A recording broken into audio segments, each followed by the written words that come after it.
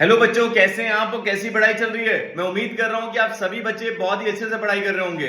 बच्चों, आप लोगों के एग्जाम 31 दिसंबर से स्टार्ट है। उसके बाद सेकंड पेपर आपका 2 जनवरी है, मैथ्स का पेपर आपका 4 जनवरी और लास्ट पेपर इको का 6 जनवरी है।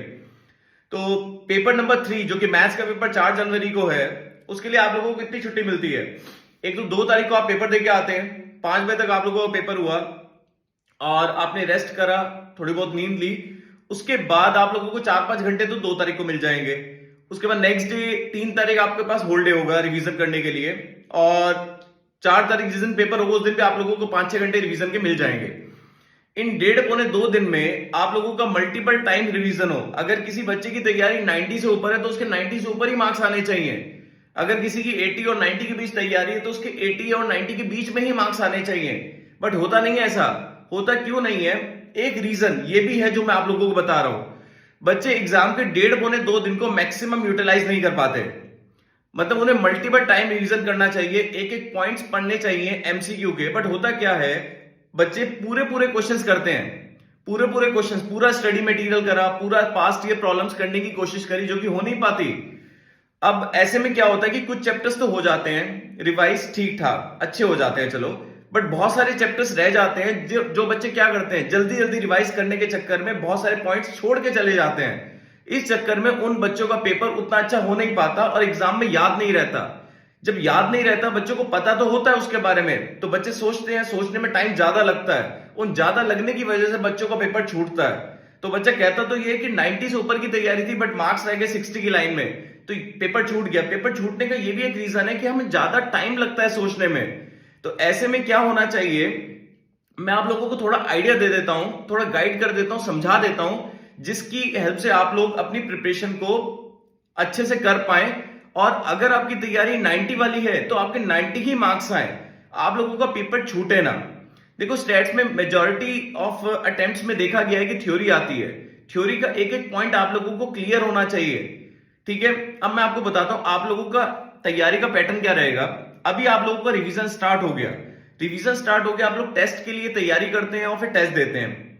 तो आप किसी भी चैप्टर में 1 से 1.5 दिन दे देते हैं, समझ रहे हैं। एग्जाम में आप लोगों के पास स्कोप नहीं होता 1.5 दिन की छुट्टी में कि आप एक दिन में एक चैप्टर करें या 2 चैप्टर करें या 4 चैप्टर करें। आपको 18 चैप्टर रिवाइज करने होते हैं। तो आप लोग अभी जब टेस्ट की तैयारी कर रहे हैं, अब जैसे नवंबर एंड चल रहा है, ठीक है, तो आप लोगों के पास 1 महीना है, 1 महीना नहीं तो चलो 25 दिन है जिसमें आप टेस्ट दे सकते हैं। तो एक दिन में एक चैप्टर की तैयारी करके आप आराम से टेस्ट दे सकते हैं। तो आप लोग जब भी तैयारी कर रहे होंगे तो पूरा पूरा स्टडी मटेरियल देखिए, पूरा पूरा स्कैनर देखिए, क्लियर है। और जो भी आपके ट्यूशन टीचर ने क्वेश्चंस दे रखे हैं, आप उन सभी क्वेश्चंस को देखिए। अब होगा क्या, आप एक छोटी कॉपी बनाइए इस रिवीजन करने के बाद, एक छोटी कॉपी जो आपके 1.5 दिन में काम आएगी, 1.5 पौने 2 दिन में। उसमें क्या होगा, जब आपने पूरा रिवीजन करा तो आप लोगों को पता लग गया कि कौन से क्वेश्चंस मुश्किल हैं जो आप बार बार भूल रहे हो, कौन से थ्योरी के पॉइंट्स हैं। उस रिवीजन कॉपी में एक तो सारे के सारे कॉन्सेप्ट्स होने चाहिए, सारे कॉन्सेप्ट्स होने के साथ साथ जो भी आप लोगों को स्टडी मटेरियल के अच्छे क्वेश्चंस मिलते हैं वो उस कॉपी में इनबिल्ट कर लेना, पूरे के पूरे क्वेश्चन स्टेटमेंट के साथ, क्लियर। और जो भी पास्ट ईयर प्रॉब्लम्स के क्वेश्चंस आप लोगों को अच्छे लगते हैं वो पूरे के पूरे लिख देना, भले वो 2-3 लाइंस के क्यों ना हो। ये आपका इन्वेस्टमेंट रहेगा, टाइम जाएगा इसमें, मुझे पता है। अगर आपके मान लो किसी चैप्टर में 4 घंटे लगते हैं तो हो सकता है, या 8 घंटे लगते हैं तो हो सकता है इसमें 9 घंटे लग जाएं। तो जो 1 घंटा आप एक्स्ट्रा दे रहे हैं उसमें आप कॉपी को मेंटेन कर रहे हैं उस 1.5 पौने 2 दिन के लिए। उसमें क्या होगा, कॉन्सेप्ट्स होंगे, स्टडी मटेरियल के अच्छे क्वेश्चंस होंगे, प्लस पास्ट ईयर प्रॉब्लम्स के अच्छे क्वेश्चंस होंगे।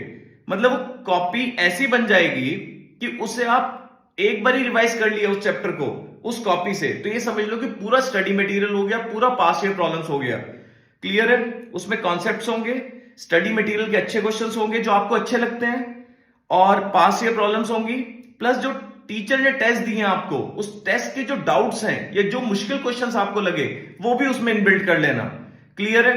तो आप में अपने आप में वो कॉपी क्या बन जाएगी, पूरी मतलब कंप्लीट कॉपी बन जाएगी, कंप्लीट कॉपी बन जाएगी। तो एग्जाम में उस कॉपी को हर एक चैप्टर के, ये समझ लो 5 या 6 पेज होंगे पढ़ने के लिए। तो एग्जाम के 1.5 पौने 2 दिन में आपके चैप्टर्स जिसमें बहुत ज्यादा टाइम लगता है, अगर आप एक एक क्वेश्चन करते आप उन्हीं क्वेश्चंस को कर जाओगे जिनमें आपको डाउट होगा, प्लस कॉन्सेप्ट्स कर जाओगे जो उस कॉपी में होंगे। तो वो चैप्टर जल्दी रिवाइज होगा और हो सकता है कि वो 1 से 2 बार भी रिवाइज हो जाए। क्लियर है? तो अगर आप इस तरीके से प्रिपरेशन करोगे, इंपॉर्टेंट कॉन्सेप्ट्स के नोट्स होंगे आपके, सारे कॉन्सेप्ट समझ लो, और इंपॉर्टेंट अच्छे क्वेश्चंस जो होंगे वो नोट होंगे, प्लस पास्ट ईयर प्रॉब्लम्स के क्वेश्चंस जो आपको अच्छे लगते हैं, जो मुश्किल क्वेश्चंस हैं, जिनमें आपको डाउट आता है वो, प्लस जो टेस्ट के क्वेश्चंस जो आप टेस्ट रेगुलर बेसिस पे दे रहे हैं उसके जो अच्छे क्वेश्चंस आपको लग रहे हैं वो भी उसमें इनबिल्ट होंगे। तो एक कॉपी हैंडी रहेगी, मतलब उसके लिए आपको फिर बुक भी नहीं खोलनी पड़ेगी एग्जाम में, एक 1.5-2 कॉपी बन जाएगी आपकी। क्लियर? उन 1.5-2 कॉपी को आप मल्टीपल टाइम रिवाइज कर सकते हो। क्लियर है? तो इस तरीके से अगर आप प्रिपरेशन करेंगे तो एग्जाम में आप मल्टीपल टाइम रिवाइज कर सकते हैं, कुछ भी छूटेगा नहीं आपका, और जब कुछ छूटेगा नहीं, एक एक पॉइंट क्लियर होगा जो कि याद होगा एग्जाम से एक दिन पहले, तो मुझे नहीं लगता कि जो क्वेश्चन आप लोगों ने पहले कर रखे थे जो कि आप भूल सकते थे अब आप भूलोगे। तो मैं उम्मीद करता हूं कि आप लोग समझ गए होंगे कि 1.5-2 दिन में आप लोगों को कैसे रिवाइज करना है, मल्टीपल टाइम रिवाइज करना है। क्लियर है? चलो, इसी तरीके से प्रिपरेशन करना और टेस्ट रेगुलर बेसिस पे देते रहना, जिससे कि आप लोगों का रिवीजन स्टार्ट हो जाए और रिवीजन के थ्रू ही वो कॉपी जो कि एग्जाम के 1.5-2 दिन में काम आएगी, उस कॉपी को आप रिवाइज कर पाए और बना पाए अच्छे से। तो अभी के लिए इन्वेस्टमेंट जो है उसका रिटर्न आपको उन 1.5-2 दिन में मिलेगा। तो ऑल द बेस्ट, बहुत ही अच्छे से पढ़ाई करिएगा और रेगुलर बेसिस पे टेस्ट दीजिएगा। किसी को भी टेस्ट देना है अगर, तो मेरा कांटेक्ट नंबर आप लोगों को पता है, 9358668687। मेरे से कांटेक्ट करिए, व्हाट्सएप नंबर है ये। किसी को टेस्ट देना है या डाउट्स में कुछ डाउट्स की क्वेरीज वगैरह है, तो कैसा भी प्रॉब्लम रहेगा तो मैं आप लोगों को एंटरटेन करूंगा। चलो, all the best, bye bye.